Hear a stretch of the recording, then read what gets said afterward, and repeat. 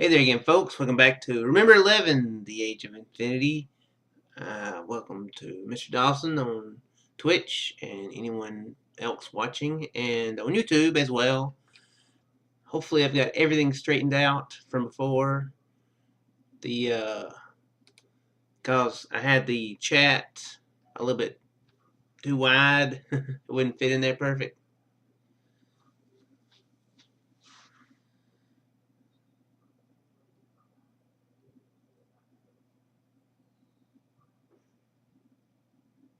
Exactly what I was thinking. I was thinking the exact same thing. Except for I was thinking maybe just a little bit more green. Good. I'm glad it looks good. If it needs a little bit more green is actually an appropriate response, then I was on purpose. Totally on purpose. I do stuff on purpose sometimes. Alright. So it's been about a week since I played this, since the last live stream, so I realized a little bit ago that I had a little bit of a brain fart, but I'm pretty sure I remember most everything. Your Kokoro Fuyukawa, I remember that. I remembered Kokoro, I didn't remember the last name. Or the family name, I should say. And, actually, does the audio need to be turned down a little bit? Oh, yeah, and about the message history. Start a new game to teach me about the message system.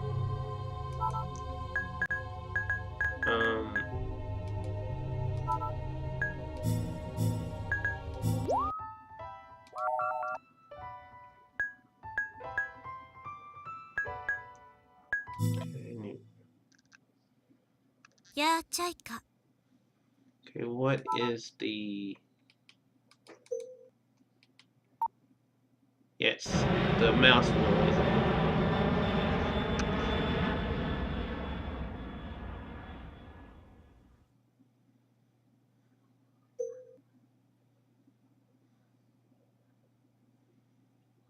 I think she's close to heaven. Okay.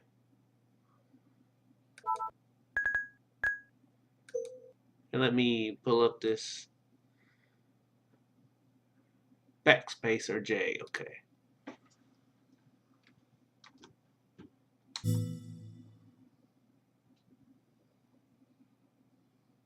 Okay. Backspace. That's a really strange. I guess it kind of works though. Love that sound effect. They picked a good one there.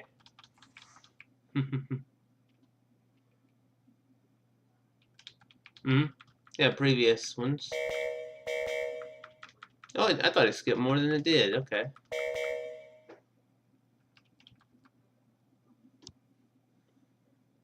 Enter or click the mouse. Hmm. You can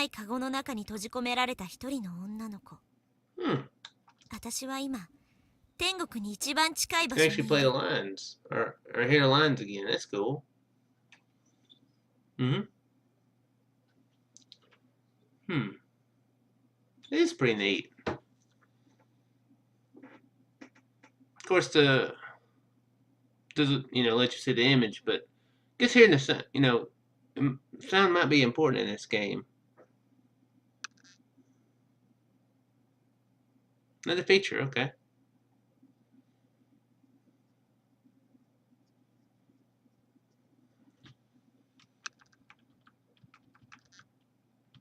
Yeah, see the speaker button there. That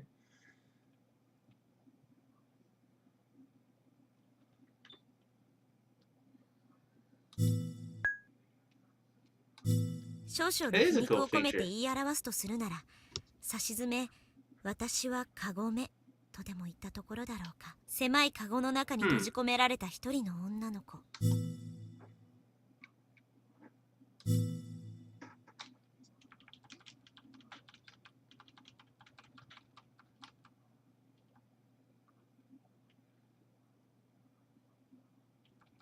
I gotcha. So if you wanted to go back to your message history, it would normally wipe it out, but this will keep it. Okay, very cool. Mm-hmm. Very cool. Yeah, sometimes forget the little details, so that does help a little bit.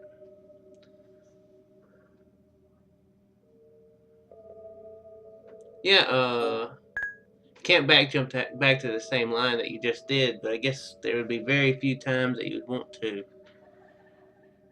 Yeah, actually, there'd be very, very few times when you'd want to do something like that. So, what were we doing last time? He said that he didn't remember us. Or that he didn't remember that the main character is the character. That makes sense. That don't make any sense, does it? That's probably how this game's gonna be for quite a while.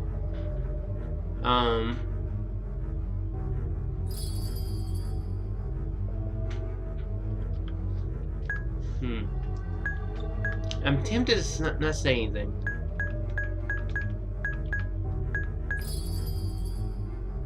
But I think I will go ahead and say, yeah, because I mean, from our point of view, that's what it is.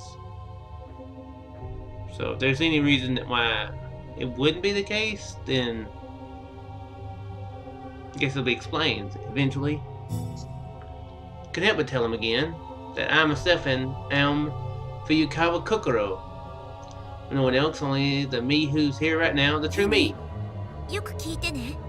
君が探してる人、冬川心という名前の乗客は助かったわ。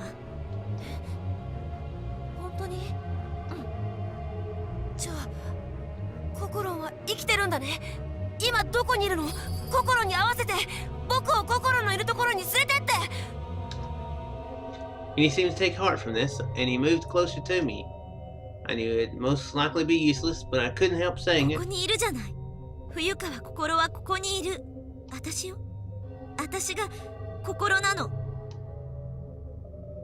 I have a feeling that she needs to look in a mirror, because it might be some sort of a crazy mind game, like in the last one, in Ever 17, I should say. So that the pupils behind his glasses sharpened. His face showed neither suspicion nor doubt, but complete and utter denial. And he glared at me, his expression hostile. さっきから何わけのわかんないこと言ってんの？あなたが冬川心なわけないでしょ？ This was the second time I'd heard those words. As expected, he didn't slap me or anything, but his sudden change of attitude pointed to the fact that there was that was the least of what he wanted to do right now. 多分そういうんじゃないかと思ってた。でもこれは事実なのよ。私は誰が何と言おうと間違いなく冬川心なの。そっか。僕をからかおうってつもりなのかもしれないけど、そうはいかないよ。そういえば伝えるのを忘れてたね。心の性別は。And he now had a triumphant look on his face, the meaning of which I didn't quite understand. だからそういうことさ。あなたはどっからどう見ても女性とは思えないし、言葉遣いをちょっと変えたぐらいじゃそんなことはごまかしきれないよ。僕を騙すんならせめてそれらしい格好をしておくべきだったね。 Looked the part. That he mentioned it, it had come to my attention. That ever since I had woken up, I hadn't had the chance to even glance at myself in the mirror. I was wearing clothes I didn't recognize at all, and it wasn't just my clothes that seemed alien to me. The 10 brutish fingers, the well-defined blood vessels, crisscrossing the back of my hand, the rugged silhouette, ran my fingers through my hair, only to notice that its length and texture didn't feel like mine at all. That's interesting. Still not grasping the situation, I swallowed hard and turned to Uni, almost crying out. ねえ、鏡持ってたわよね。鏡？持ってるでしょ？ポケットに入ってるはずよ。なんで知ってるの？いいから早く貸して。 Still confused, Uni quickly took out his folding mirror. I quickly snatched it and stared at it intently. 嘘、どうして。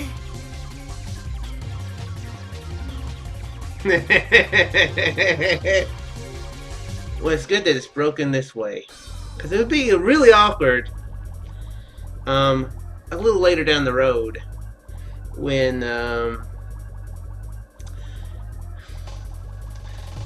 she has to take care of business and things don't operate in the way that they are intended to operate. That would be that'd be an awkward situation, I believe.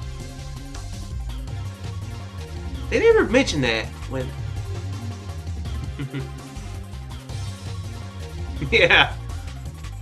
Well, I kind of had the feeling that it was kind of gonna be strange, but they did this the same thing with the with Takashi and the kid sorta did something like that. But yeah, they didn't stretch this out into like a big long thing, which she might have. Whoa, I'm sorry about that.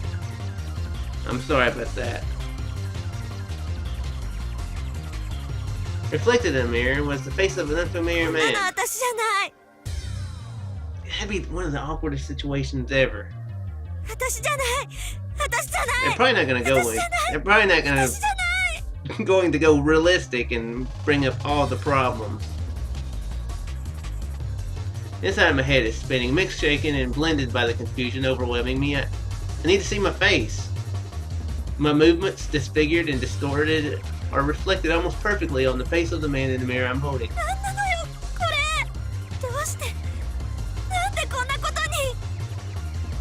The eyes of the man in the mirror bulged like a lunatic's. Oh yeah, she is, isn't she? He's looking straight into my eyes. I couldn't bear it anymore. I finally clamped the mirror shut and threw it against the wall with the strength I had. What's up, Chris? Tonic? I just realized we're a dude. We were not a dude. Now we are a dude. Somehow we went to the body of a dude. The characters. I don't know what happened. She was in a plane crash. Now she's a guy. There was another point of view in the last one. I don't know if you got a chance to watch it, but something happened to him too. So I'm thinking they might have got reversed. Fell to my knees, letting out a low moan. My nerve endings had gone dull, senses numbing, all my thoughts thrown into the pits of chaos and assaulted by raging doubt and uncertainty. Who is that man? Am I that man? If that's me, then where did the me I used to be go? Who am I? My mind or my body? Which one is the real me? I don't know. Something has gone horribly wrong. This world wasn't the world I knew anymore. Now that I think about it, ever since I woke up, I'd been feeling a strange, uneasy sense of, for lack of a better word, incompatibility. Now I finally knew the reason why. Yeah, this is a very, very story-heavy game, so you can be really lost if you don't know what happens. But as if the world was starting to reject me, and slowly I began to disappear. Overwhelmed by loneliness and neglect, my own existence started to fade. Anxiety took over. Everything that I am was replaced by fear, which made me want to scream out in desperation. I lost consciousness.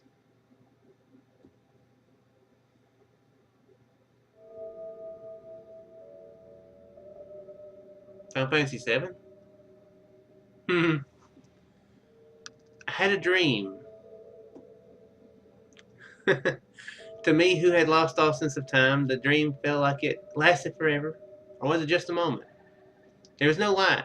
I couldn't see anything. I could only hear a pleasant, steady pulse, like an unborn child floating in amniotic fluid.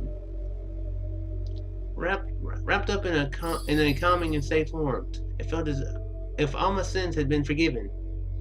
All the anxiety and horror within me melted and slowly diffused into the amniotic fluid, disappearing without a trace. Let my body go with the flow as I drowned in the ever-present warmth. Lost myself in ecstasy. Here I felt like I was the only absolute and all-powerful existence. I was at the center of the universe. I didn't want to think about anything else. Just wanted to stay like this forever. I didn't care if it was just a dream. Even if it was just a tranquil illusion, it was one which I preferred to that horrible reality. My dream will never be more than a dream, which one must eventually wake from. And without any warning, that moment of awakening came violently.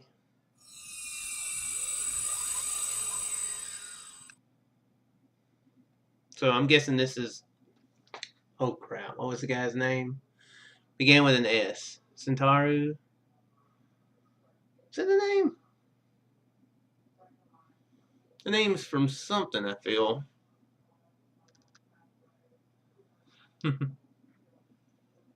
From Kabbalah? Alright. It's something like Sephiroth, though. Liberate away, Tonic. As forcibly dragged back into reality, bursting out of the empty space. Not enough time to give even a baby's first cry. I was born into a new world.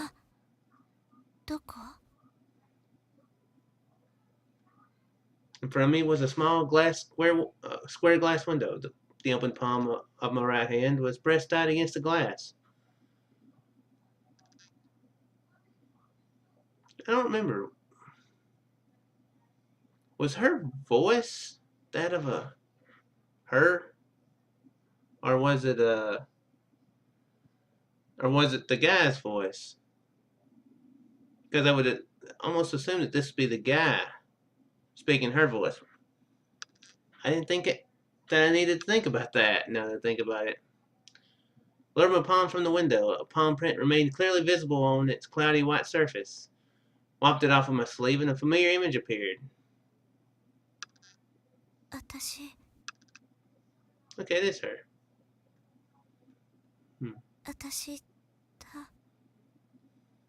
Felt dazed. My head was cloudy. However, I could clearly understand that the image reflected in that window pane was my own. It's the same face I've had for 20 years now. There's no way I could be mistaken. Now, Twitter's a hard thing to get into, and social media,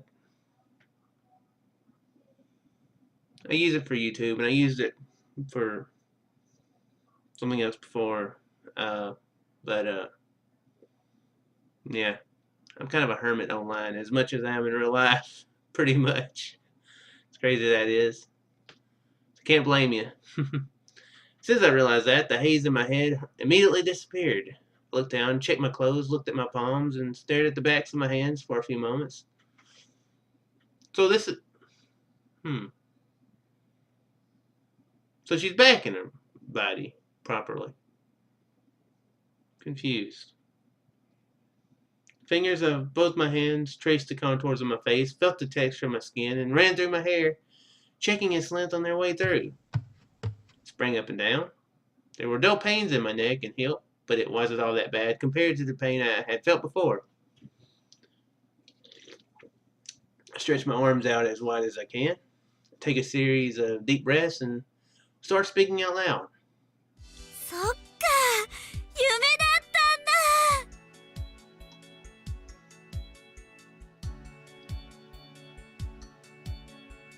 Though it was just a dream, I somehow felt really happy to be back in my own body again.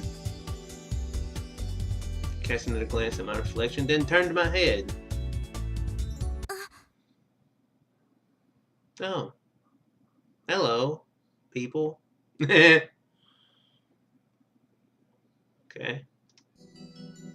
For me were the figures of an unfamiliar man and woman. Words I had blurted in surprise hung in the silent air. Suddenly felt very awkward and gave a slight shrug. You guys watching me sleep or something? It's kind of strange. The source of the awkwardness was the words that had come out of my mouth earlier. I didn't stop to think that I might not be the only person in the room. Mumbling these meaningless words, I tried fruitlessly to relieve the tension of the moment while at the same time attempting to analyze the situation I found myself in. First of all, where am I? As I took a look around, I could see that everything including the roof, the floor, and the walls was made out of wood. It's always awkward when I wake up and see somebody staring at me. Luckily, it's not happening often. From where I stood, I could see a double bunk bed to the right and a doorway to the left. Near the wall across the room stood a wooden table along with a few simple chairs made from chopped logs. By the wall beside me was a rustic stove made out of old oil barrels. I hear a crackling sound, most probably produced by the red-hot logs burning inside the stove. Cumulus clouds of hot steam rose from the tin kettle placed upon the stove.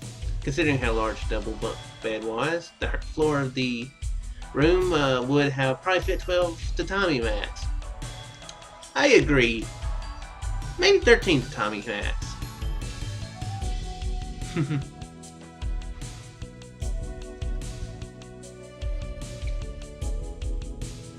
It may have actually been one tatami larger, but the window embedded in the wall was so tiny, it made the room feel rather cramped. I hate it when my smartass remarks actually are right. I'm guessing tatami mats are like those kind of straw type mats I see a lot of times in movies and anime. Guessing. A mountain hut. Oh, it's a... okay. Type of flooring, not just like a rug or something. Any either matter. Could think of any other possibilities. I looked out the window to make sure. There was only the featureless, depthless darkness spread out as far as the eye could see. There wasn't anythingness that could provide me with a clue. It wasn't that I couldn't see anything. Snow. My eyes were searching the scenery for more clues, but all that they could see was a powdery snow dancing violently in the frozen darkness like pampas grass in the wind. Okay. Don't think I've heard of pampas grass. Of course, I guess that is probably a Japanese native plant or something. Crystals of ice decorated the edges of the window. These scant clues didn't give me any idea where we were, but this definitely was no southern island paradise. Concur? Then it hit me. The cold. It wasn't just your average cold. The body was freezing to its core, enough to make me want to hug the barrel stove beside me. The voice made me turn around. The man looked worried as he watched over me. I'm alright, wasn't something I could honestly say, but suddenly seized by this freezing cold. With two completely unfamiliar people in front of me. Just who were these people?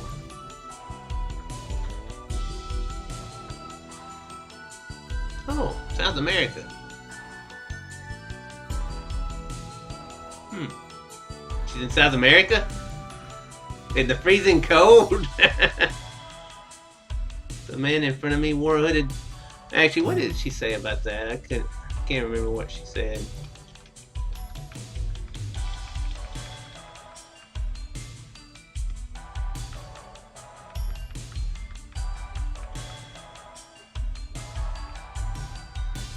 Oh, okay. All they could see was a powdery snow dance violin. Okay, yeah. Got it. She didn't see pampas grass. She just was comparing it to pampas grass. I'm probably butchering saying pampas grass so much, but that's how I say pampas grass all the time that I've said it, the full 2 minutes, so. Pampas grass. The man in front of me wore a hooded jacket. My time of saying it's probably done with by now. His short trimmed hair had casually fallen into disorder. There was a sparse amount of stubble growing around his mouth and chin, and his prominent cheekbones gave him a dauntless appearance. His body was in good shape. His figure was trim. That being said, by no means was he thin. The muscles on his shoulders and chest were toned to the degree that their contours were visible through his clothes. If anyone asked me, I'd have to say that he had an extremely manly, strong body. Thank you for making all these observations. Can you move on now? In contrast to this air of strength that his body gave off, his eyes seemed to be doing a poor job of hiding his overwhelming sadness. The woman was crouching in front of the stove, wrapped up in many layers of blankets like an empress in her robes. Her hands grasped a steel cup. Her eyes were not on me, but staring aimlessly at the contents of the cup. However, it didn't seem as if she was avoiding eye contact intentionally. Her garments were covered by the blankets, so I couldn't tell what she was wearing underneath. Ask her, "Hey, what are you wearing?" I'm sure that won't come over weird. Actually, it's always came over weird whenever I ask somebody that. That's just me, probably. I could only see her dark brown high heels. The shoes weren't well suited for a place like this. And her shoes weren't all that looked out of place. The woman with her hair in an updo gave off an air of calm sophistication. Would it be an exaggeration to say that she was from high society? Surrounded by the drum stove, the tin kettle, and the assorted timber, her appearance was particularly conspicuous. The man looked as if he was in his mid-30s, while the woman appeared to be in her late 20s. Of course, that was just my estimate. They could have been younger. Anyway, I thought it was clear that both of them were older than me. First off, I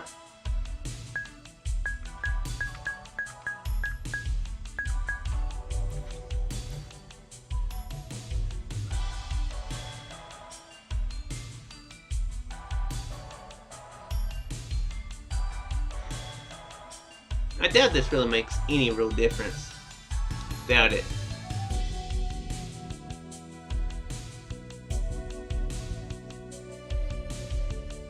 The dude might know more about what's actually going on. Seems like he's actually...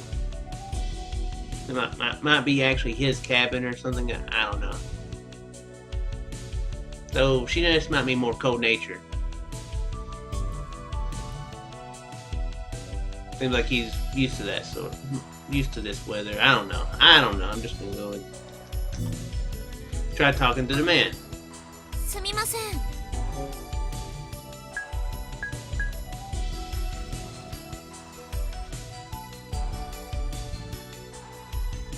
Now, I'm actually more curious about where, actually. Because it seems like they're quite a ways away. Well, no, they're not quite a ways away. The other place was cold, too. I wonder what the relationship with this place and that place, these places have. So, I'm actually pretty curious about that. ここはどこ？ 山だ。 Oops. 山？ そう、真冬の雪山だ。 Can I go back and talk to the woman? Kind of looked out the window. I saw the snow. Kind of assumed all that. Yeah, just somewhat 真 casually. 冬の雪山って言ってもいろいろとある。そうだね。東北地方のどこかじゃないかな。 I stroked the stubble. I held myself tighter as I trembled from the cold and meekly stepped toward the も stove. しかして知らないんですか？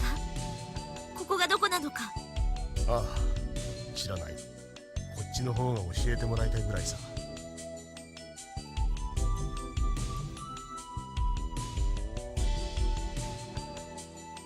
What do you mean by that? Haven't I been sleeping like in a coma for a while or something? That's what I was assuming. Yeah, the sleeping girl will know everything. Just wait until she wakes up. Unless she was active as... Well... Maybe it was just her that traveled. Spirit. I don't even know if that happened. It might have been a dream. I don't know what's going on with this game. This is all over again. Great. There's no way I could possibly figure out where we were. Just waited for him to go on. 大丈大丈夫って。夫。いや、その、なんというか。 Say, more plane crash survivor people? こんなことを言っては失礼かもしれないが、君の様子は。He raised one of his eyebrows, drawing my eye momentarily before continuing.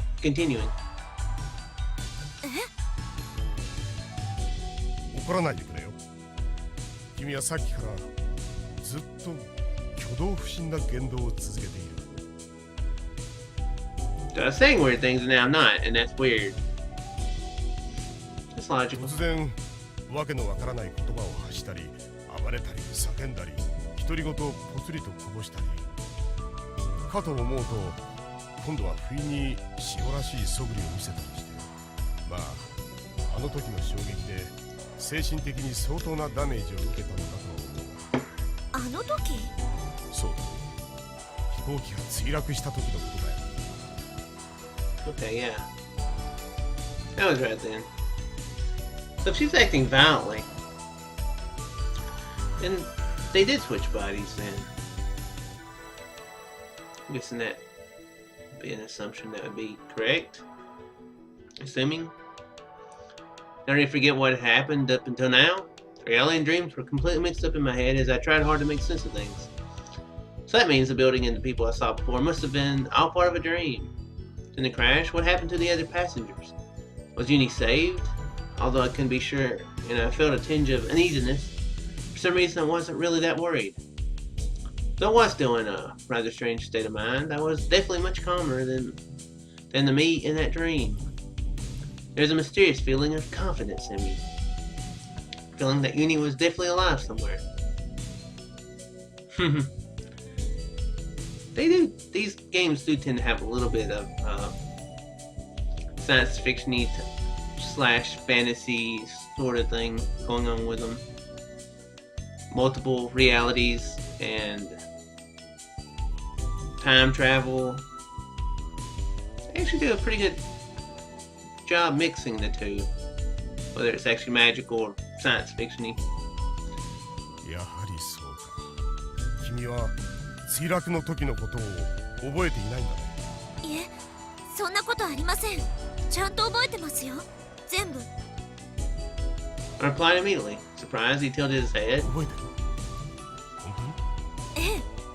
だけど、君はさっき。ああ、いいか。とにかく座りなさい。何か温かいものでも飲むか。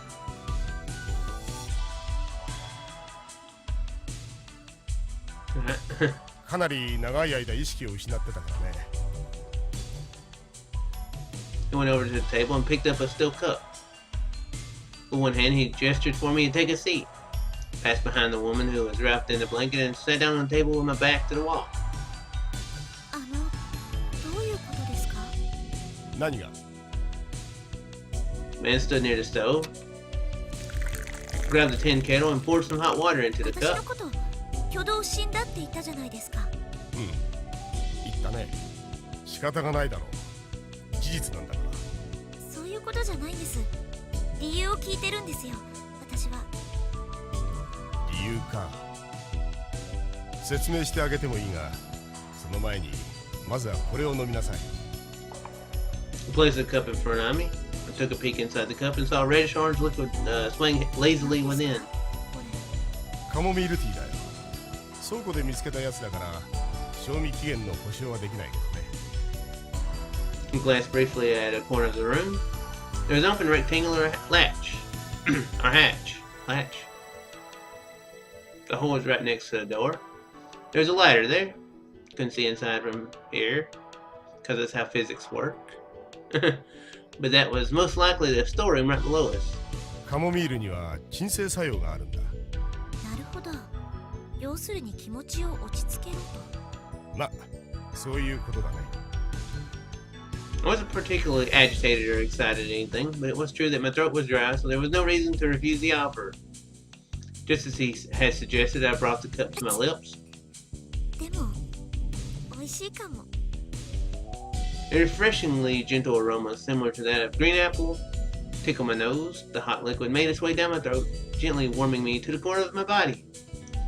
I'm alive again, would be the expression that described the way I felt best. よかった。その笑顔のことだよ。笑った君を見たのは初めてだからね。Okay. We met each other like 5 minutes ago, technically, so. Well, he says I was crazy before, or that she was crazy before. So I guess, I don't know. Confused. Now you mentioned it, my face did feel like it was smiling. My face, it feels smiley.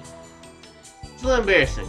Steam rising from the cup slipped into my nose as I started そう talking. いえばまだ名前伺ってませんでしたよね。名前？ええ、あなたの名前で。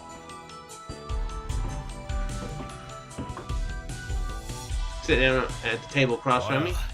参ったな。さっき教えたばかりだろ。さっき？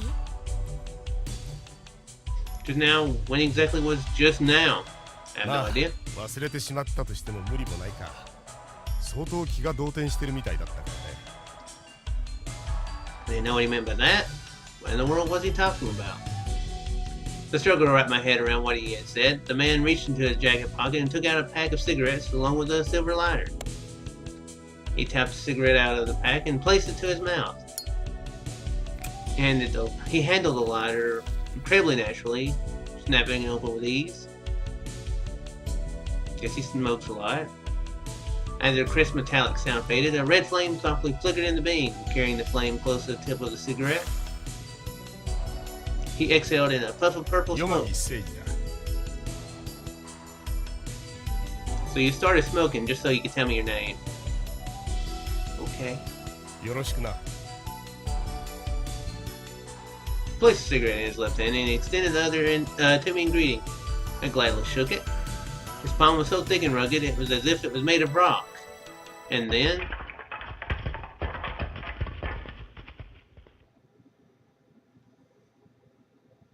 Suddenly a loud noise. Acting on instinct, I pulled my hand back Oi! defensively. どうしたんだ？ The man who had introduced himself as Yomagi shouted into the corner of the room. It's a pretty common thing for people to say, shockingly enough. There in the corner was a square hole I had seen just a few moments ago. ああ、大丈夫。 Oh, there's another person. Okay. ちょっと手滑らせちゃっただけだから。 A voice that could be heard coming from inside the hole. A familiar voice. It couldn't be. Shut up from my seat. また例の発作じゃないだろうな。 I didn't have any time to answer. Before I could even think, my body had sprung into action. Clinging to the ladder, I glided down along it and descended to the basement. ユニ。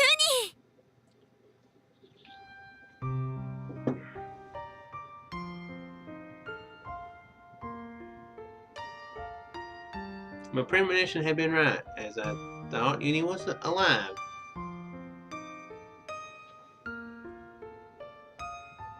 I'm confused.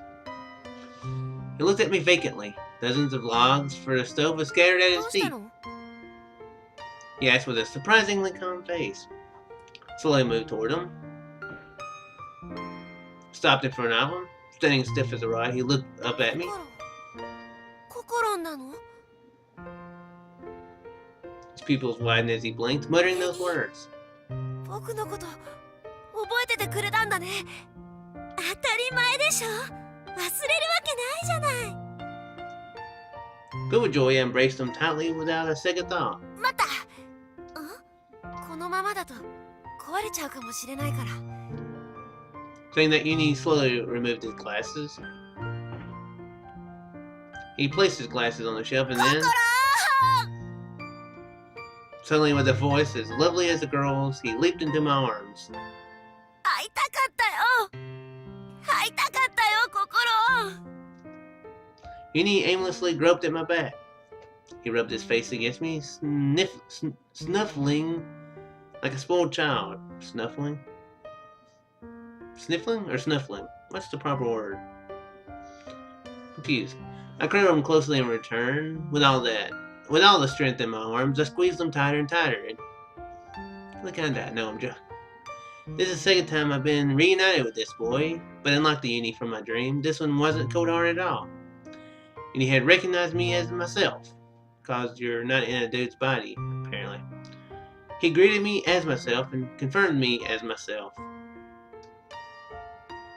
Well, myself's going around. Just that was enough to make me feel very happy. 僕言わなくちゃいけないことがあるんだ。 Snuffling? I know they're snuffleupagus, so I guess based on that I can say that snuffling is probably a real word. I guess Sesame Street's supposed to teach you that sort of thing. 何？助けてくれてありがとう。もうお礼なんて言わなくていいって。私は何もしてないもん。 Yes, I couldn't do anything at the time. I had only fastened his seatbelt and taken his hand in mine. If there was anyone to thank for our rescue, it could be God. Rather than fate, it seemed more appropriate to call this a miracle from God. でもとにかくありがとう。 Clung to Uni's body as though I'd never let him go. Put his head under my nose and filled my lungs with his scent. Okay, they're happy. Can we move on? We're alive. The smell of his hair, the burning warmth of his skin. Alive, alive. Over and over again, I repeated it in my mind. Trembled in joy as I stood witness to this miracle. After a while, I realized that my cheeks were wet. Small drops clinging to my lips were warmer than the chamomile tea I had just drunk.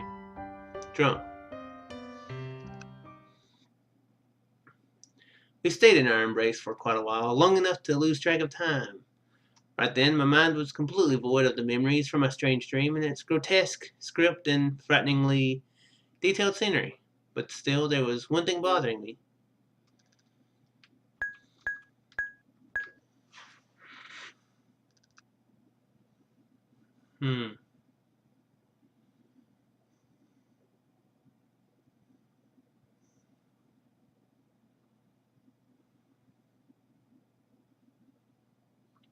I guess if Uni is there, then he was in the same plane crash as the others, so that would make sense. Unless she's still thinking of the dream, which I know I am. Why did he say that could bother her? Well, yeah, I guess that she remembered him.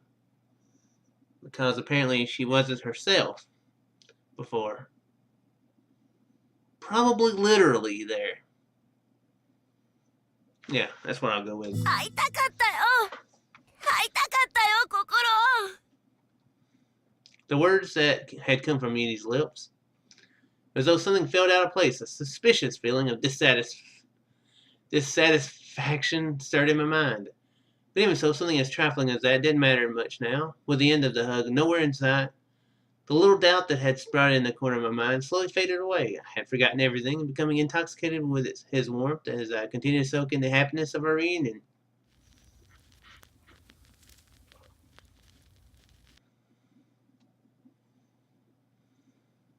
Lantern! I'm left-handed. Okay. That's no. I'm right-handed. If you want to know. I never asked if somebody was left-handed. When I use a pen, chopsticks, or scissors, I always hold them in my left hand. That's why I wear my watch on my non-dominant right wrist. It's because if I wore it on my left wrist, it would interfere with a variety of things. Of course, it's on my right wrist even now. It was a wristwatch I had fancied and bought just the other day. Analog dial indicated it was 9:37. As it says. The inside of the room was enveloped by the sad cry of the wind wailing outside.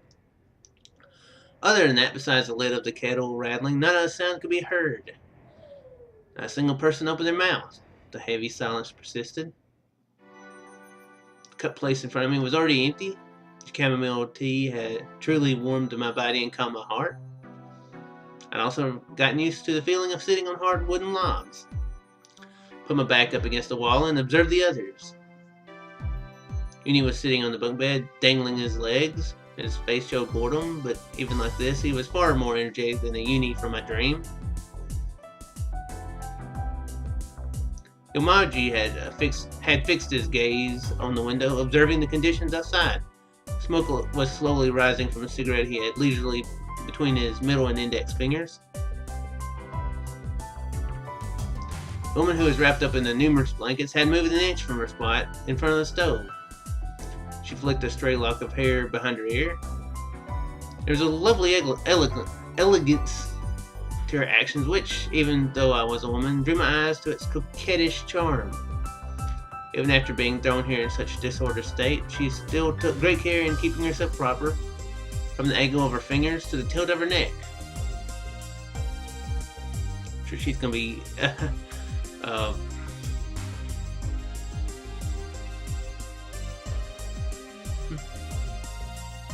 what was I saying? Yomogi?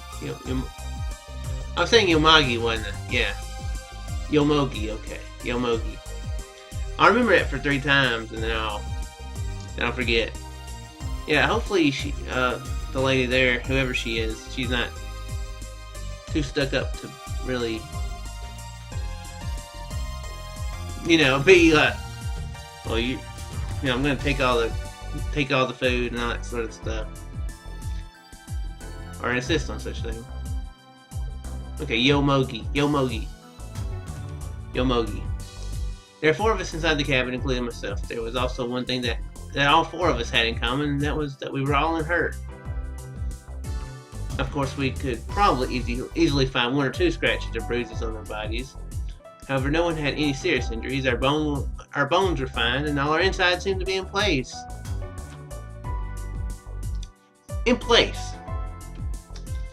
My intestines hadn't mixed up my liver or a kidney or anything. It's not like I asked anyone directly, but that much was obvious from just observing the people around me. Don't remember a single thing about the crash, but I do know that the shock from it had to be tremendous. It is a plane crash, so yeah, it's gonna be tremendous. It's a big hunk of metal falling from the sky with engines, or at least it had engines at one point. Yet here we are, alive and well. As I thought about it, I couldn't help but think of the word miracle as well. Miracle. What a wonder it was that we were all alive here like this. Until she said something about find a bruise or a scratch. Thinking of the movie Unbreakable. That would be a crazy twist to this story. This room didn't have any electric lighting. Only the light of the lantern served to illuminate the hopeless air around us. The flame within it wavered, causing the shadows in the room to dance and sway along with it. Somehow it was a very illusory scene. Okay, illusory, that's a word apparently. Enchanted by the dubious flicker of the flame, I began to lose sight of the boundary between reality and fantasy.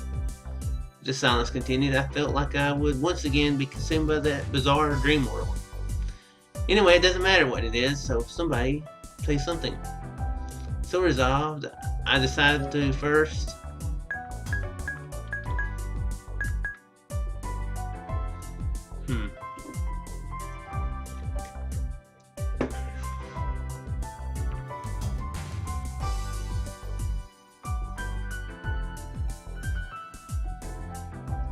Okay, let's see who this lady is.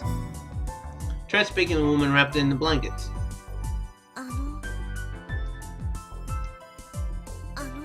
Oh, silence. There's no reason she wouldn't be able to hear me. I was simply being ignored again. She had been so thoroughly ignoring me that it began to feel as if she was doing it out of some sort of hostility toward me. Well, in such a situation where lives could possibly be in danger and she's ignoring you, that's a little hostile. Can I do something to leave her with a bad impression on me, perhaps? Like acting crazy and possibly being a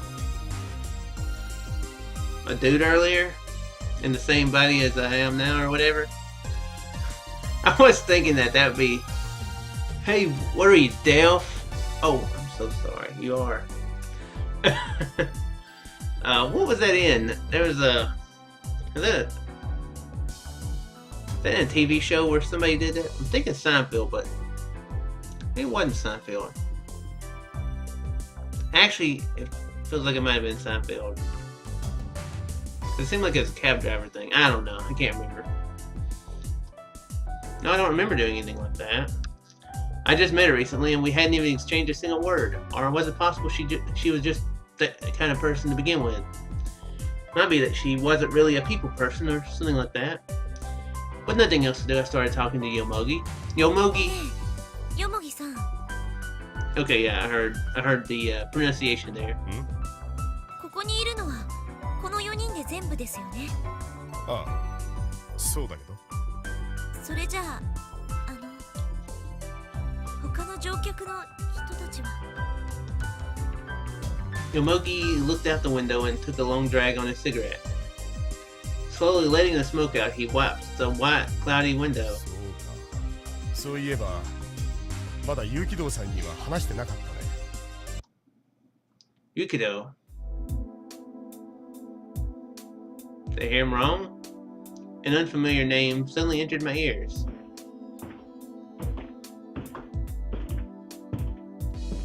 Yomogi left the window and made his way to the center of the room. Took a square box from the shelf もう beside 一 the 杯 bed. 飲むだろう。長くなるからね。He prepared the chamomile tea that while holding his cigarette between his lips, he poured us some tea. He put out his cigarette in the ashtray sitting on the table and then sat down in front of me. さあ、何から話そうか。有機堂さんは。I thought he was talking about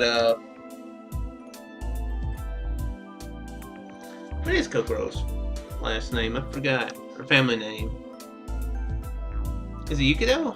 Cause I was thinking I guess it is.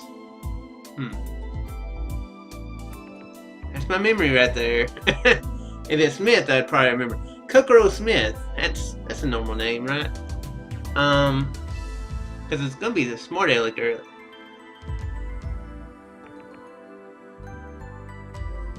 Okay. Okay. I feel better that it didn't sound familiar. Normally I'll forget stuff, but if I see something, I'm like, okay, yeah, that sounds about right. Okay.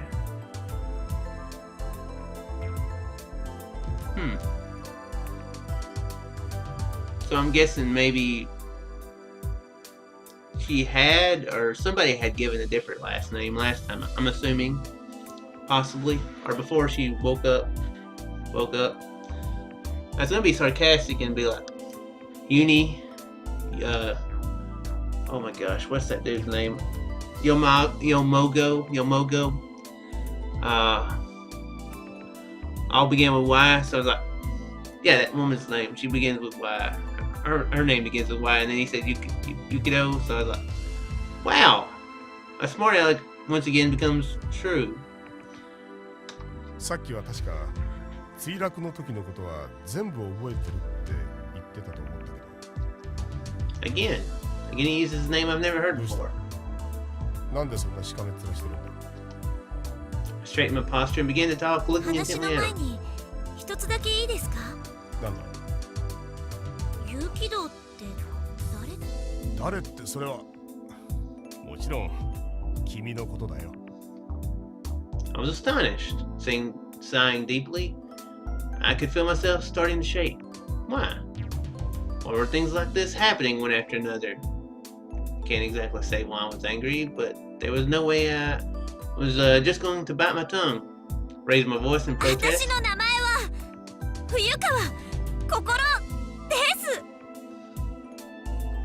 Really, I wonder how many times I would have to repeat myself like this.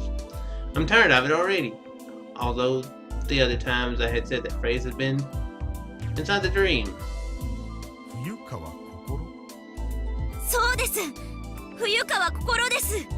学生証見せましょうか。それとも免許証の方がいいですか。なんだったら今すぐ区役所行って戸籍謄本取ってきてもいいですけど。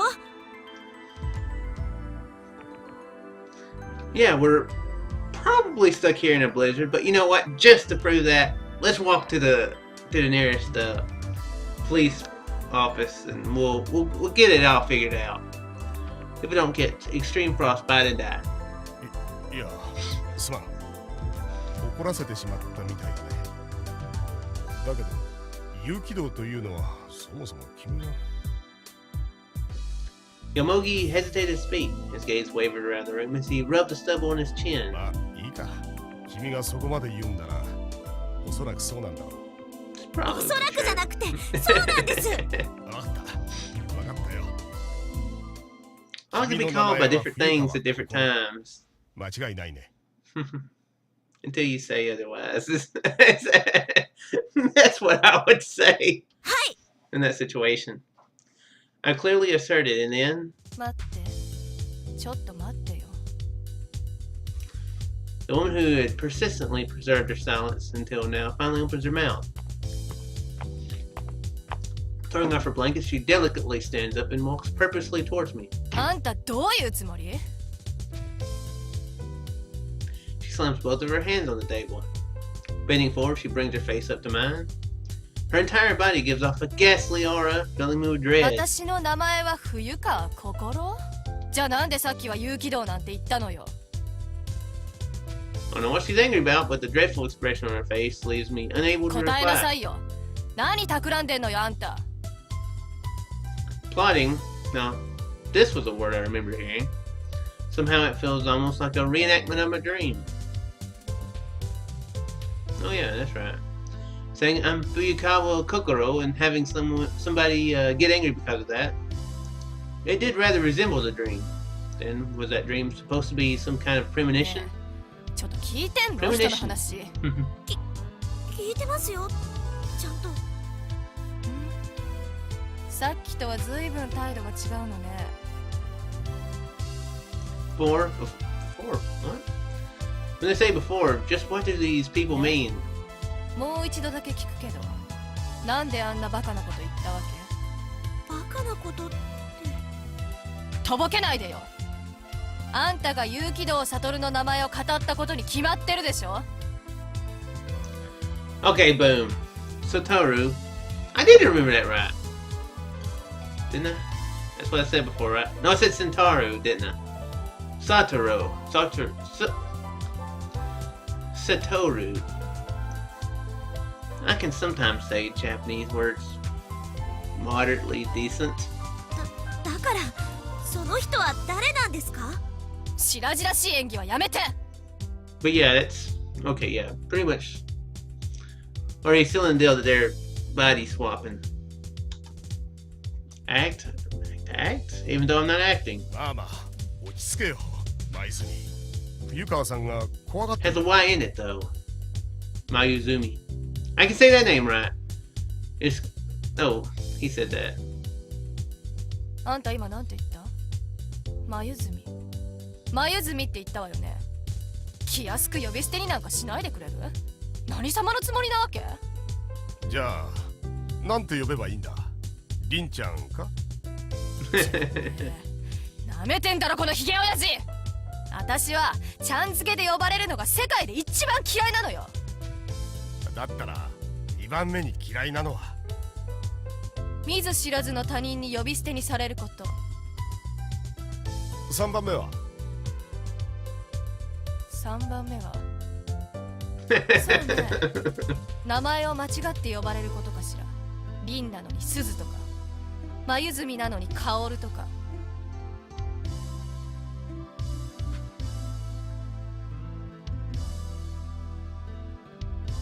Okay, I guess I don't そう know. いえばいつだったかダイレクトメールにトンビって書いてあったことがあったわ。なんで我が家に届くわけ？人のこと勝手に猛禽類扱いしないでほしいわ。トンビだって。いつかタカが生まれるといいね。Okay.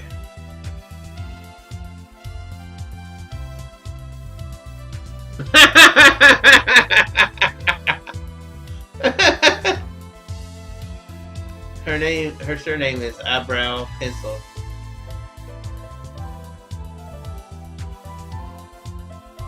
Okay. Gotcha. I'm just liking the name Eyebrow Pencil. And it does kind of look like her eyebrows are kind of penciled in there. Definitely thinner than his anyway. うるさい。ガキは突っ込んでろ、ガキは。なんだよその言い方。ちょっと冗談言っただけなのにさ。何よ、文句あんの？ I think my presumptions about her might have been correct. She's stuck up and not the best team person. はあ、これだからばあさんは困るよな。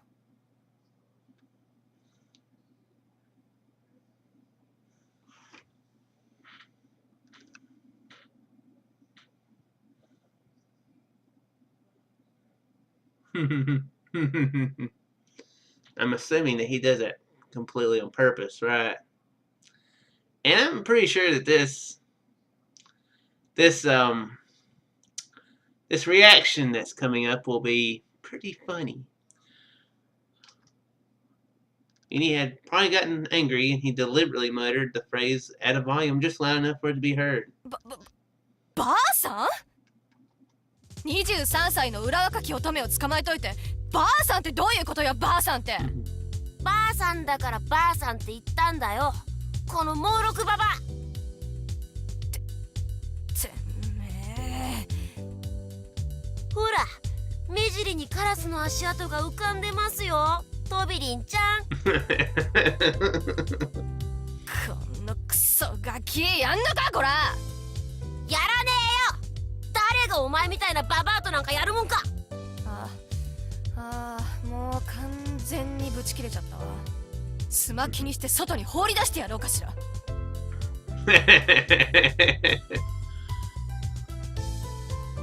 やれるもんならやってみろよ、干し柿ババア。上等じゃないのよ、このイソギンチャクメガネ。 Maybe that's what Uni should call her. Well, it wouldn't make any sense though, really. Four-eyed sea anemone. こら、いい加減にしないか、二人とも。Yomogi, sick of watching their back and forth, decided to interfere and pushed the two ここは apart. どこなのか忘れたわけじゃないだろう。こんなくだらないことで体力を消耗してどうする。でもはなしだ。これ以上続けるつもりなら倉庫で寝てもらうことになるぞ。いいのか。Yomogi lectured them in a surprisingly dignified tone.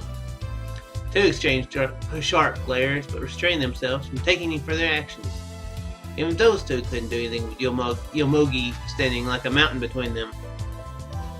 Neither really backing down, Uni and the woman both looked away and returned to their respective territories. まったく。I have a feeling that that relationship will be a very fascinating thing to watch develop as they try to get on each other's nerves. Before we knew it, we had lost track of our conversation, and the target of the woman's anger had completely changed. I was certainly glad to have gotten out of further questioning, but anyway, I was able to at least establish the woman's name. Mayuzumi Lin. Eyebrow pencil. Like a cat about to flee after a fight, she opened her mouth to let out a last parting complaint. Her personality was almost the complete opposite of what I had imagined it would be based on her mature looks and graceful bearing. Because, you know, appearances are always exactly as they are, would seem. Almost are exactly as they are. That don't make no sense. The image of her I had in mind just a few moments earlier had been thoroughly revised. The woman had a rude, harsh, and uninhibited personality. By the way, Mayuzumi's questioning, though it had been brief, had implanted a lingering feeling of uneasiness in the corner of my mind. It was about Yukito Satoru. I wasn't mistaken for this Yukito person, whom I've never met before and know nothing about. First of all, just who is Yukito Satoru? Well, That and the words both Yomogi and Mayuzumi had said 君は bother さっ me. きからずっと挙動不審な言動を続けている。じゃあなんでさっきは有機道なんて言ったのよ。さっき教えたばかりだろ。さっきとは随分態度が違う。 Before replaying it all in my head, I finally arrived at an answer. Based on what they had said, only one conclusion could be reached. No, something like that just wasn't possible. I denied my own thoughts immediately. It was something that I couldn't believe, that I didn't want to believe. The conclusion I had reached was simply too unreal to accept. That's why I turned away from it. I didn't want to think about it any further. I am me, Fuyukawa Kokoro. I am no one else but me. Struggling to suppress my wild thoughts, I try to convince myself of this.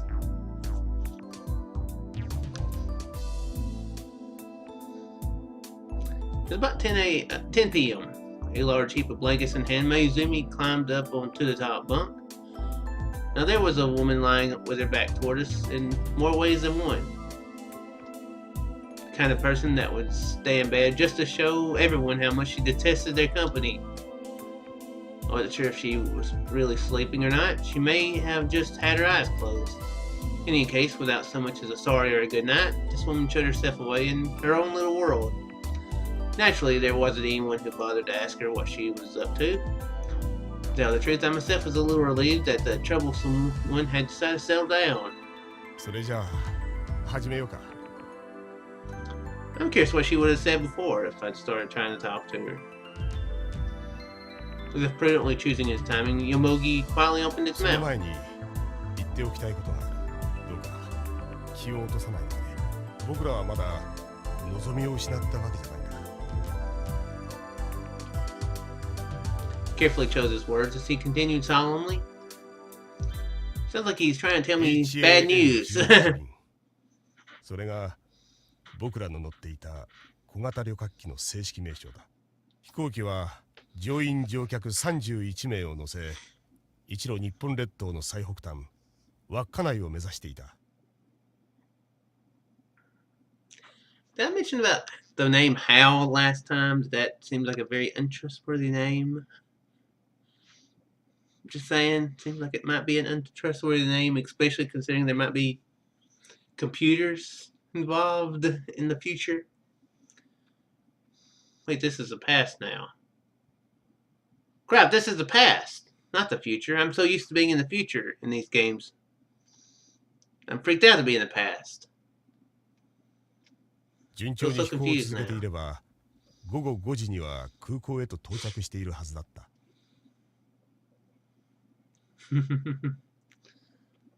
しかし、 Well, that does make a lot of sense, though.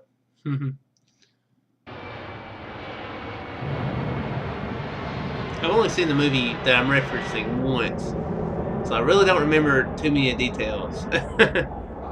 Except that. Is that how that movie ended, actually? All we're missing is the monolith. Really not at... It didn't happen at 11 in the morning, 11 minutes after. Kind of disappointed. Flight HAL 18 crashed deep in the snowy mountains.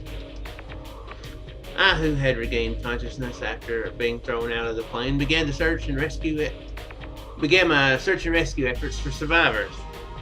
A snowstorm was raging all around. The sunset was drawing near, and I could barely see past my nose.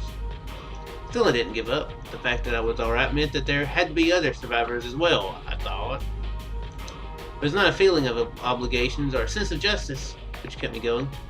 I was spurred on by some unexplainable instinct. Before long, I found two women among the scattered rubble, Mayuzumi Lin and you.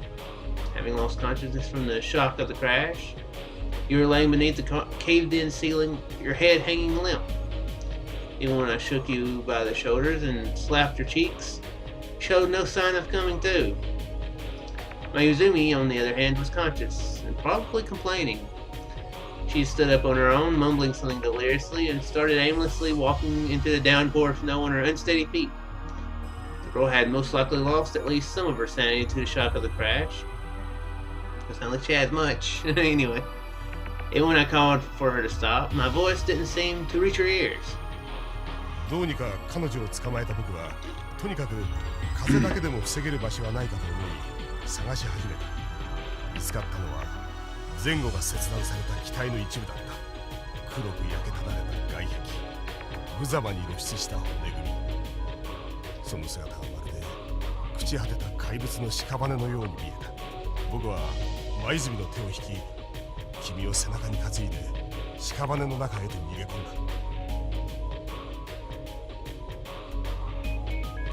Inside, a foul stench filled the air. I suddenly realized that the smell was that of burning meat. There were chunks of charred flesh stuck firmly to the seats, which had been fixed to the floor. Dead bodies were still seated with their heads against the backs of the seats in front of them. Some of the bodies were missing everything from the seatbelt down. There were bloodstains, scraps of flesh, and entrails splattered against the windows. There's one corpse that seemed comparatively unharmed, but stayed motionless, frozen solid like a plaster sculpture. The only word that could describe the disastrous scene was hell. Having taken it all in, Mayuzumi looked absent-minded and dazed. You were still unconscious, so you didn't react at all, as most unconscious people do. There's very few unconscious people that go, "Oh crap, this is bad." However, a single sigh escaped your lips, which made me believe you'd surely get better with time. Your body temperature, however, was nearly that of a corpse. That made sense. You were wearing the same clothes you boarded the plane in. Of course, you weren't the only one with this problem. Mayuzumi was the same. She was wearing a suit and high heels, her legs only covered with a thin pair of stockings. Left like that, the two of you would have surely died.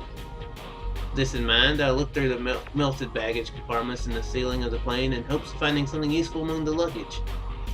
Grabbed the bags that looked like they might have something useful inside and pulled them down. Found a down jacket and a fur coat and a wool sweater, a muffler, and some gloves. Got together as many clothes like that as I could find and dressed you two in them. By the time I'd finished, the sun had disappeared behind the horizon. 月の光も星の光も届かない完全な暗闇。フライトアテンダントの座席のそばから僕はスイッチを入れた。一条の光が闇の中を照らし出した。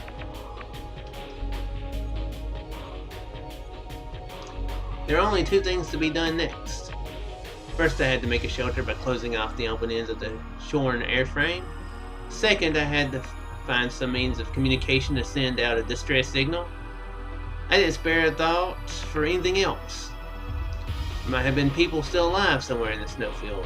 However, the small pieces of wreckage had been scattered over a large area, which would have made further searching nearly impossible. What about making our way down the mountain? In this state of affairs, that took precedence over everything. As a mountaineer, I knew how terrifying and treacherous the snowy mountains could be. To start marching randomly inside of a snowstorm is reckless at best. I didn't have a clue as to where we were. Didn't even know which way it was to the base, so I couldn't even think about descending the mountain. Our options were very limited. We spent the night in bivouac with nothing else to do but wait for the weather conditions to improve. I don't even know. Oh, I can't click on it. Oh, yeah, that's right. I have to. They got better. A military rescue helicopter would have no trouble finding us, of course. That'd be pointless if the three of us lost our lives before they arrived. That's right. I have to go to this. What is that? A mountain climbing term. Okay, I'm glad I'm not that stupid. Meaning to sleep outdoors, to pass the night at a location where there are no cabins or campgrounds. So, couldn't open a tauntaun, and sleeping inside of it would be considered a bivouac. Must be a Hoth term. Oops, there's enter. That's why to live. That was the highest priority for us. 僕は早速作業に取り掛かった。機体にぽっかりと開いた大きな穴をかき集めた荷物やブランケットで塞いでいく。日が暮れてしまったことによって辺りの気温はみるみるうちに下がっている。 French, not hot. Guess I kind of expected it not to be hot then. They had come to an end. Oh, that's right. He's reading. He's saying 凍り this. つくような温度。指先の感覚はとうに失っていたが、それでも僕は向くところが一つ目の穴を半分ばかり埋め終えた頃、僕舞泉がいない。 I'm actually saying this a little bit too fast, or going a little bit too fast here. 彼女の姿がなかった。 I rushed outside. Thick snowflakes began to fall and cling to me in layers, as if they had been eagerly waiting for their chance. I bent double to avoid this attack, pulling my hood close over my eyes, and began searching in the darkness. The piled-up snow beneath my feet was immensely deep, immeasurably deep. But thanks to that, I could see the trail broken by Mayuzumi's rustling through. With the torch in hand, I turned to find more traces. What the crap is rustling? No, it's like rustling like clothes or something. But I'm assuming to push through deep layers of snow, creating a path while moving forward. A mountain climbing. Could barely see a thing in the middle of a snowstorm at night. The light of a pocket flashlight was almost useless. And if I tried calling out at the top of my lungs, the roaring of the wind would effortlessly drown out my voice. Couldn't waste another moment if I wanted to find her, as the traces that she had left behind were quickly being filled with snow. Jumped into the snow, my body began to move without a second thought. Pushed on, parting the falling snow before me. Blinded by a myriad of snowflakes, I single-mindedly continued to pursue her trail. After marching on for about 10 minutes, I finally caught a glimpse of her. She had collapsed face down in the middle of a large snowfield. I had no idea why she would do something so foolish. Maybe she was trying to go down to the ward office to confirm her ID. Losing her cool and giving it into panic, she may have thought it doesn't matter where I go, I just need to get away. Anyway, she had made her way here and probably collapsed from exhaustion. I brought my ear closer to her mouth. I could hear her breathing, just barely. I quickly put her on my back and started making my way along the path I had made coming here. いくら体重の軽い女性とはいえ、人一人を背負って乗らせてるが、想像を超えて過酷だった。Interesting.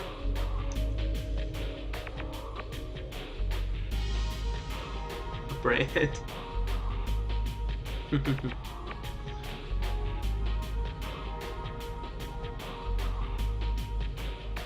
腰まで埋まるほどの新雪が僕らの行く手を阻んでいた。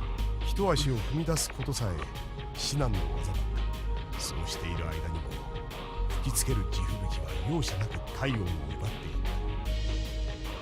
た。四肢の感覚は完全に麻痺し、指先は太い針金のように凝固していた。進めども進めども、周囲の景色はどこまで行っても呪われたように極濁した空間が広がっているだけだった。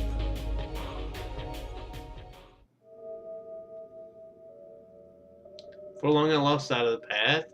The markers I had left behind had become buried by the snow and were indiscernible. I like how he's switching between actually saying this stuff and saying it but not saying it. I guess the voice actor had to take some bathroom breaks during these parts. I'm glad I'm here to fill you in. My legs had become completely stuck. I couldn't take a single step further. ここまでか。I knelt down on the snow. I knew that this would happen from the moment I set out. If you walk out into a snowstorm, then it's only natural for you to lose your way. But even then, I never once thought of turning back. Why is that? Might have been bringing back Mayuzumi was just an excuse, but in reality, I wanted to meet my end here. 遅すぎたのさ。何もかも。No matter where I looked, the desolate, barren plain was dyed the color of death. This world ruled by despair and emptiness was rejecting my life, and the act of breathing was regarded by it as a sin. Sharp pain running through my entire body was a sure testament to that. With Mayuzumi still on my back, I collapsed in the middle of the snowfield. 待たせてすまなかったな。これでやっとお前のところに。お父さん、お父さん、It's interesting background story there. Then I thought I heard a voice. A voice that I'd heard so often, but now I thought I'd never hear お again. 父さん、お父さん。 Knew it had to be an illusion. Faced with death, my consciousness was breaking down. Felt like it was the voice of a spirit come to haunt me. However, I couldn't help but try to confirm it. Having gathered the remainder of my strength, I strained my throat and raised my nearly frozen body to its unsteady feet. 純一なのか。お父さん、こっちだよ。こっちに山小屋があるんだ。見つけたんだよ。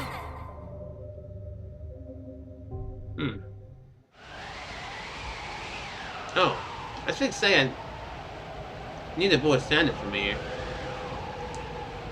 Okay, so it was Uni. I sniffed out of it. I saw a boy standing in front of me. It was the boy I happened to catch a glimpse of on the plane. 僕についてきて。 Saying this, the boy started walking. Gave my head a good shake, which somehow brought my strained consciousness back into focus. The boy wasn't my son. That's how I was sure it wasn't just my delusion or some mysterious phantom, but a definite real entity with a solid shape and form. 何ボケっと突っ立ってんだよ。山小屋はすぐそこなんだ。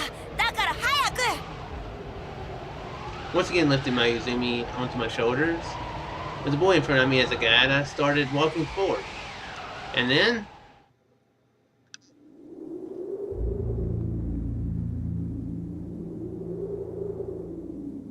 a cabin.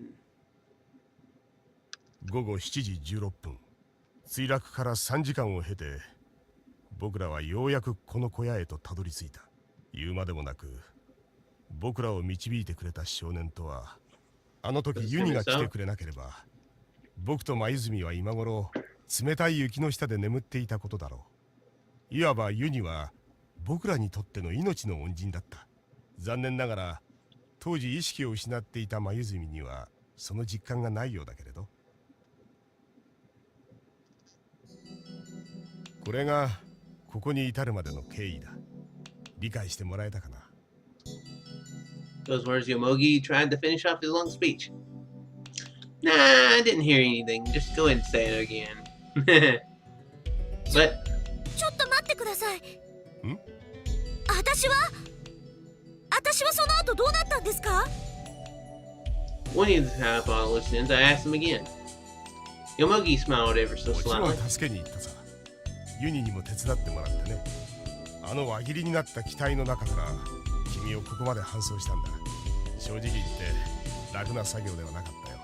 今は元気そうに見えるかもしれないけれど、あの時の僕はほとんどくたばりかけた状態だったからね。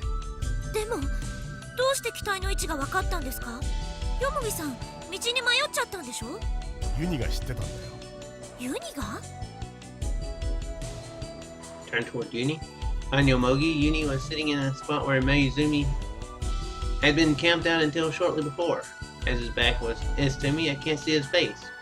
I don't know whether or not he'd been listening to our conversation earlier. なんでユニが墜落機の場所を？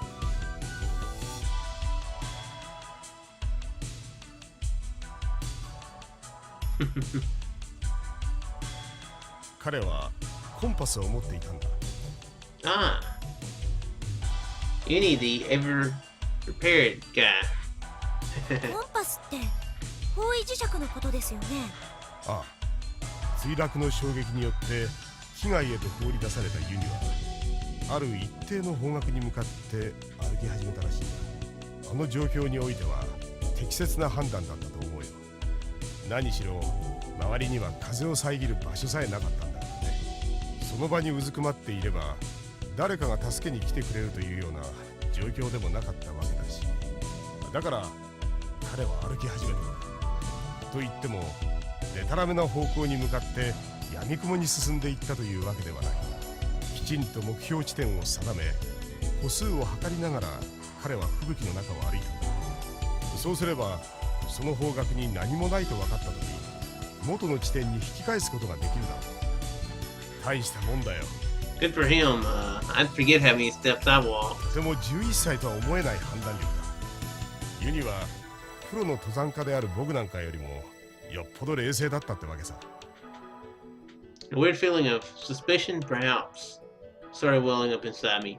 I myself unable to blindly admire Uni's efforts. Things like Uni conveniently having a compass and not losing his cool after shock of the crash. If you put it all together, you couldn't help but think that there was something unusual going on. とにかくそんなわけで、ユニは偶然この Besides the 小屋を potential 発 body 見するようにな swapping? ったんだ。ここで重要なのは、彼が自分の歩んできた方角とここにたどり着くまでの歩数をちゃんと覚えていたということだ。だからこそ僕らは私が取り残されていた墜落機の場所を特定できた。そういうことですか？何か気になることでも？いえ、別に。So that, but in reality, innumerable things were still bothering me.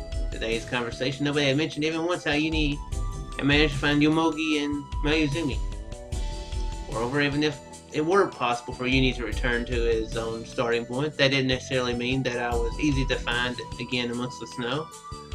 Looking at the probability of all these occurrences, it seems like even the word miracle would be an understatement to describe all that had happened. Felt like a work of some invisible power. Like it might have been led up to this cabin inevitably. An invisible power. What could it be? I have no idea. そうですか。 Well, from earlier, it seemed like she had more of an idea. Murmured as I brought the cup closer to my lips. The chamomile tea inside had become cold by now. そうだ。大事なことを言い忘れてましたね。Once it hit me, I lowered my head, wiped my lips, and in correcting my あ posture, I りがとうご spoke. ざいます。お礼ですよ。助けてくれて本当にありがとう。やめてくれよ。そういうのは苦手なんだ。それに俺なら彼に言った方がいいんじゃないかな。 Yomogi stuck out his thumb and pointed towards Uni, who was sitting behind him. Stubborn went closer to Uni. Uni had curled up into a ball in front of the stove. The way he held his head made it difficult for me to see his face. Squared down beside him and spoke. Uni didn't reply. Leaning down, I lightly shook him by the shoulder. Took a peek at his face, crouched in place. Uni was breathing evenly in his sleep. ありがとう。 Said in a soft voice. In reality, I felt like I wanted to hug him from behind and roll around with him on the floor. Sure, that would make him happy being woke up like that. I was overwhelmed with a feeling of gratitude, one that could not be conveyed by thousands or even tens of thousands of words. That we're alive right now is all thanks to them, Uni and Yomogi. He gently embraced Uni's body and laid him down on the bottom bunk, placed several blankets on top of him, and then a few more for good measure. Uni tossed a bit in his sleep as he mumbled something. But he's not mumbling, I can't breathe, please take off some of these blankets. Quietly removed his glasses. さてと。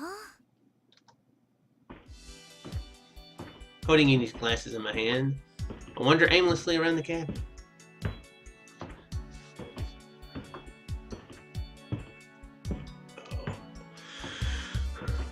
One of your favorite scenes coming up, or the thing there?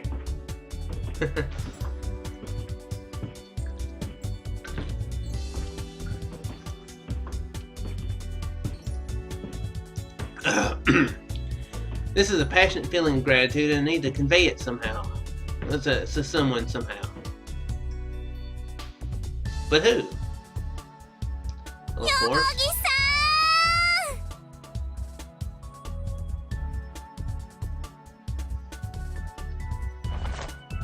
With an almost indecent cry, I jumped onto Yomogi's back without warning. What the crap? Our limbs entangling, we tumbled, rolling around on the floor. ん、ヨモギさん、 Okay. ヨモギさん。おい、こら、どうしたんだ。やめろ、冬川、やめろ、やめてくれ、やめてくれ。やめないもんね。意味がわかんねえんだよ。なんなんだよこれは。なんなんだよ、なんなんだよ。意味なんかないの。いわゆる感情表現ってやつ。感情表現。おい、早まるな冬川。僕らはまだそういう関係じゃないの。That's exactly what I was thinking. Also, this is sounding really, really bad to if Mayuzumi is still got her back to the others and hearing all this going on. 薄くて破れないやつも今は持ち合わせてないし。そんなのいらないの。ゴロゴロンゴロゴロン。ハグハグハグハグ。 Because she's having to use the words. My expression of feelings continue to lie for it.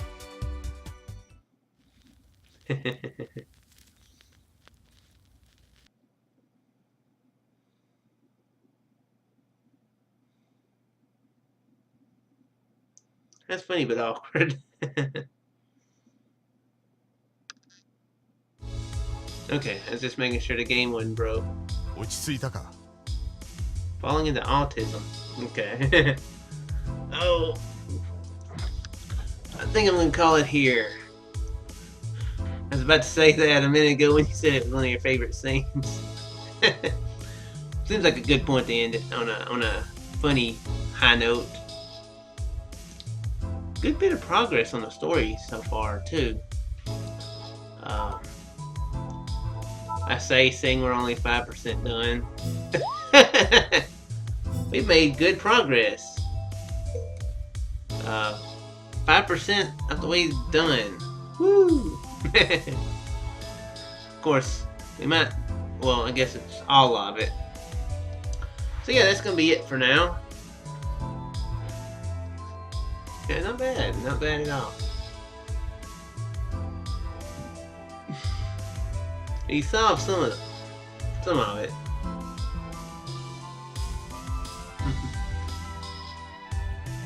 We didn't solve anything really, but we did figure out that why Uni didn't recognize her. Or him, I guess I could say.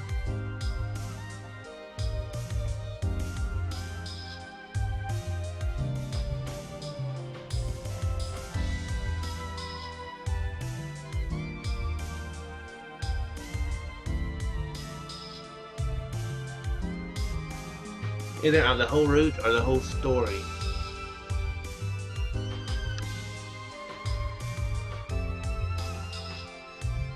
Okay, yeah, just started the scene.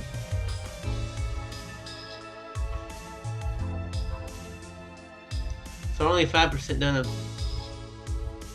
of the route.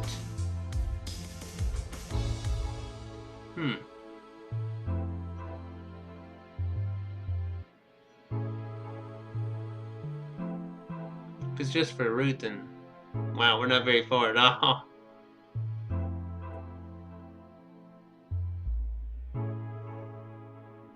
Scenes doesn't exactly seem well, I guess maybe chapter isn't exactly, might be several scenes, so I guess that makes sense. Did I save it? I think I saved it. Pretty sure I saved it. Yeah, I saved it. How many saves do you get on this one? Okay, good, you get a lot. You get 60. Alrighty. Well, yeah, that's gonna be it for now. Hope you folks enjoyed, and I shall. It must just be the one route because I'm pretty sure it's longer than this. Oh man.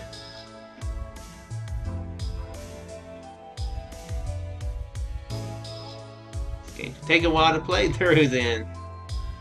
Considering we spent good 3.5 hours on it and made it 5% of the way through one time. Although I guess further, our future playthroughs will be shorter. Anyway, hope you folks enjoyed, and I'll see you.